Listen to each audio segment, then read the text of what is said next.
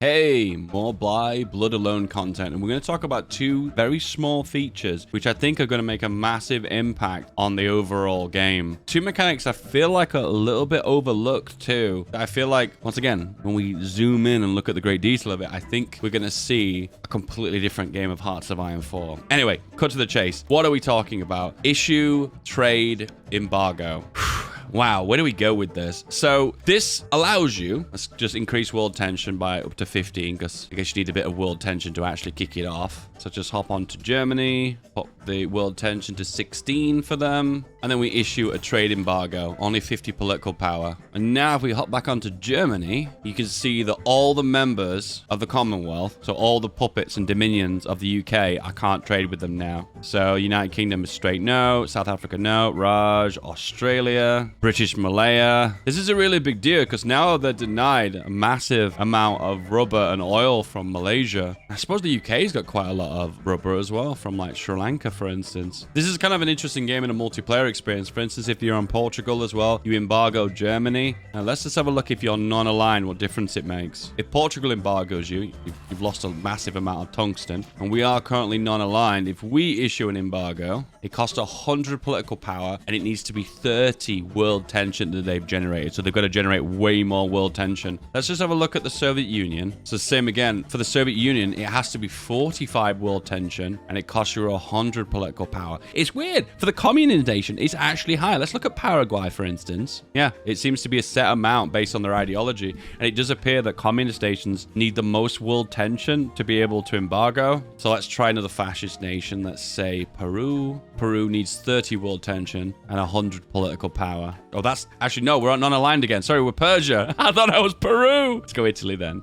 You need 200 political power to issue an embargo as a fascist nation, and they need to have generated 30 world tension. So that point where the fascist and communist nations didn't care about world tension, they actually now do. The biggest interesting thing about this is how democratic nations need the least amount of world tension and political power to embargo. It is the cheapest way of doing it as a democratic nation. I suppose you could say that's a buff for democratic nations, I guess. So the question would be, for 15 world tension, what's the earliest you could do this? So you got Rhineland, which is 5 world tension. Then you've got Anschluss, which doesn't actually generate any world tension. Eastern Claims is 3. Demand Sudeten is 4. Fate of Czechoslovakia. So when they've done Fate of Czechoslovakia, they've generated enough world tension for a democratic nation to embargo them. But at that stage, you're at 1938, heading to 1939. At that point, what difference will embargo make? It probably won't even make that much difference. The potential in multiplayer games, though, is pretty massive. You've got the ability to really hurt someone's economy if they are choosing to declare war or justify. A random example, just to see how this would work. So if I was to fabricate on the Soviet Union, the United States as Italy, Mussolini's feeling very ambitious, causes 61 world tension. And then if I hop on to, let's say, Portugal, they've generated that world tension now, so can I embargo them? No. So for just solely justifying on a nation, that is not enough to issue the embargo. They have to have generated that world tension. So technically a justification doesn't class as that? I guess not. Unless maybe justifying on USA doesn't even generate that much. Let's have a look. So we'll do it on the Soviet Union, which creates 33. We hate Turkey as well. Why not? We hate Sweden as well. Paradox. The United Kingdom. So we generate loads of world tension now by justifying. However, is it because it's a justification because it's pending doesn't apply? Yeah, it doesn't apply. Okay, well, that's nice to know. We've learned something new. Big brain. I would feel like the multiplayer community, say France, the UK, and the Allies, when Germany generated a lot of world tension and World War II begins, and before Japan actually joins the conflict, maybe you could embargo them. But then again, how much world tension are they generating by pushing into China? Probably not even that much. So it probably wouldn't even be enough to embargo it. So it wouldn't really make much of a difference in a single player setting. Not to say I wouldn't try. One thing I want to check is if there's a special rule about embargoes. And it doesn't appear to be. There you go, guys. If you're a modder, there's your first mod to release on day one. An ability to embargo without a world tension limit, or even making it free without political power. That would be pretty OP. One thing that disappoints me is if you're like a totalitarian nation, like a fascist or a communist nation, I'm surprised you just don't have the ability to issue embargo regardless of world tension. It surprises me they even care who the bad guy is. It just seems really strange to me that. And it kind of, in a weird way, it kind of makes sense in a way why the political power cost is significantly higher, I guess. But for 200 political power to embargo, it's not something you can do very often. So why not remove the world tension limit? I guess maybe it stops you from gaming the mechanics early game, I guess. I need to do a Let's Play as the United Kingdom now with the new air rework, with the embargo mechanic, and we can actually see now what impact I can actually have on the world by doing those new mechanics. Okay, the other new feature, one of the smaller ones that I think most people overlooked, is to how division battle plans work. So in this case, we're going to select all the divisions as Germany. We're going to annex Czechia, and we'll create a front line here on the front line. Off they go. So if you look really closely here, you can see you've got the execute battle plan rules. And to the right of that, we've got flexible cohesion. So this is kind of like the default setting, how it used to work. Divisions will relocate from long distances in order to maintain a flexible battle plan. So can you remember one of the most annoying things in the world? When you're going into battle and there'll be like a division down here who wants to move up all the way up here. Then there'll be a division up here that wants to move all the way down here. And then you'll leave a gap in the front line. And it's just mind-numbingly frustrating. But what you can do now is tell them to be more strict. AKA, do not move a long distance. Stay, for the most part, where you are unless you're desperately needed to fill out a front line. And by selecting rigid cohesion, divisions will only relocate from very short distances in order to maintain a battle plan. This setting is not suitable for sparsely populated or rigidly changing front lines. Close attention is required. Ooh, there's a warning with it as well. So we'll select that. And for the most part, there's not really much to see because it needs to be a dynamic moving front line to actually represent and show it off. Let's see if I've got a save game. So we just have a regular ordinary game of Italy here. Just any old game, nothing different, nothing unusual. Come on guys, just a normal game. And we'll put our boys on the front line of the Soviet Union. So I will admit, this mechanic will benefit you the most when you're dealing with an incredibly broad front line. And the Eastern Front is a perfect example of that. All right, the boys on the front line right now. We declare war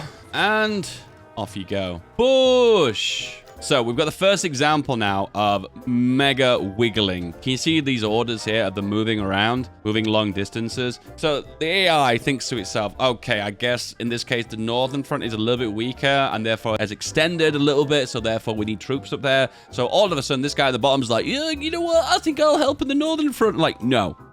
So in this case, we'll select the cohesion, which is flexible, which meaning they will move incredibly long distances, kind of how the way it works now. But the devs have told me it works a little bit better than it did once before. This is not the exact same way it used to work. Then we'll select rigid cohesion and watch this. Boom. There you go. As you can see now, guys, they're only wanting to move short distances. And I'll stop them again. Pause. Stop. You see, they're only wanting to move very short distance. Look at these small arrows, only wanting to move one province over. But then if I was to go on to flexible cohesion again, look at that. Massive front lines again, wanting to scale up and down all over the place. And then we'll turn it off again, rigid, pause, and they've gone back to only moving a very small distance. I'm going to be totally honest with you. This is a combination of cool, but also super deadly if you do not keep a close eye on your front lines. I think the sweet spot is probably going for something in between, like balanced cohesion. You see now they're actually moving a little bit longer distances. Instead of just moving one province over, they're moving like 3 or 4 over. But then if you could put them back on flexible again, you can see they're doing these stupid, long, wonky front lines. I need to test this out, guys, because I actually don't know if this is a massive improvement or whether this is temperamental, because I'm actually fearful if we use rigid right now,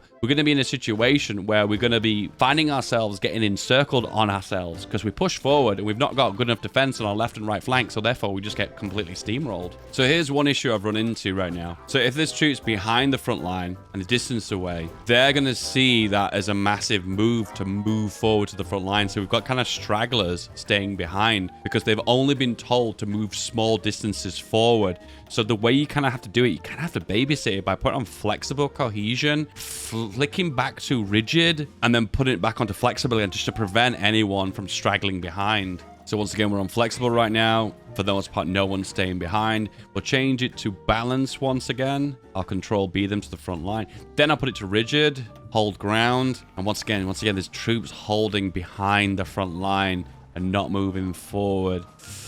Put it on balance. Some of them are moving forward, but this guy says this is too much of a front line to move. So I think I understand how the code's working now. He's basically saying you can move. You're allowed to move, but there's a limit of amount of provinces you can move from and to. Like when it's on rigid, you can only move one over, one to the left, one to the right, one. And if it's on balance, you can move a little bit further. And then if you're all the way on flexible, you can basically do the classic Hoi 4 switch between the front line to the southern front.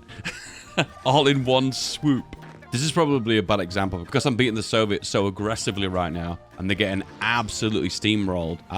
There's obviously lots of movement on the front line. So therefore, there's not really... Everyone has to move all the time to keep up with the front line's movement. So let's just give an example. Let's put it on rigid and let's just leave it for a while. Okay, many months later, let's have a little look at the front line. So as we can see, there's like quite a few divisions that have kind of like fallen behind. Not that many though. I guess maybe like 20, but I guess 20 is a lot, I suppose. But then the rest, for the most part, are forming a rigid front line. But for the most part, if you look at the front line, if you look really closer, there's no gaps. Everyone is where they need to be. The attack is continuous and keeps pushing. It'd be really interesting to see maybe if I didn't have it on aggressive, maybe they wouldn't pack so closely together. But it looks like the combination of aggressive and rigid has resulted in like a very narrow concentration of firepower.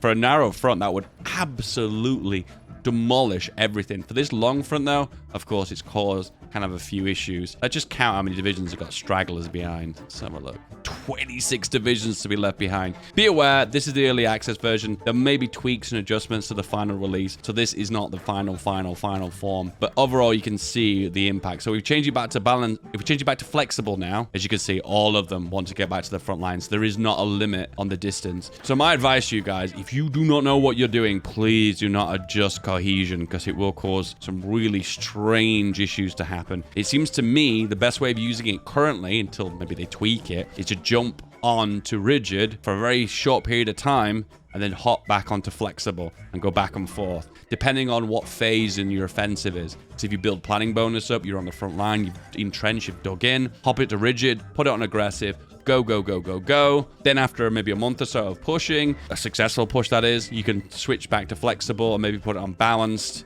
And then from that perspective, you can kind of plan again and then maybe do the same thing again, change it to rigid, and then do another offensive on the maximum aggression. That way, you'll do as much firepower in a concentrated area as possible. I'll be real, though. This is not a realistic and a nice way of doing a frontline. This is what I refer to as a lazy YouTuber battle plan. Yep, I'm guilty of that. And to be fair, you'd be better off doing things like this. Concentrating your firepower in like a specific area. There you go. So like, for instance, you have a battle plan with the field marshal, with the front line, with all the infantry on it, the weak infantry just to hold the front line.